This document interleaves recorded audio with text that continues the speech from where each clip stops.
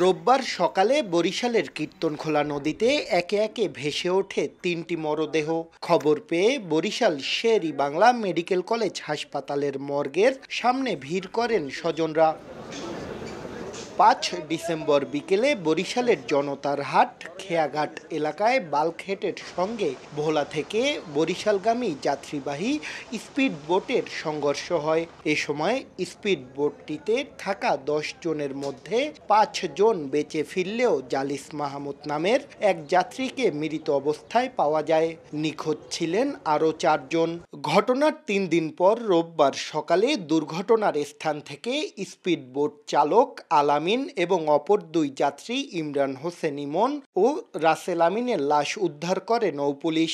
এখনও নিখোঁজ আছেন সজল দাস নামের এক যাত্রী।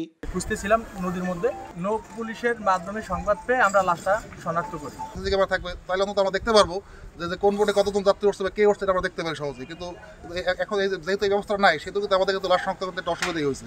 এই ঘটনায় ইতোমধ্যে বাল্কহেডের চালক আব্দুল খালেক মাজিকে গ্রেফতার করেছে পুলিশ। বাল্কহেডের চালককে আমরা গ্রেফতার করেছি, বাল্কহেডটা আটক আছে। আমরা তার বিরুদ্ধে একটা যথারীতি কোতোয়ালি থানায় মামলা নিয়েছি। বিআইডব্লিউটি এর তথ্য মতে বরিশাল ভোলা রুটে অনুমোদিত স্পিড বোট আছে ৩২টি, তবে বৈধ অবৈধ মিলিয়ে চলাচল করে শতাধিক। শাকিল মাহমুদ, সময় সংবাদ, বরিশাল।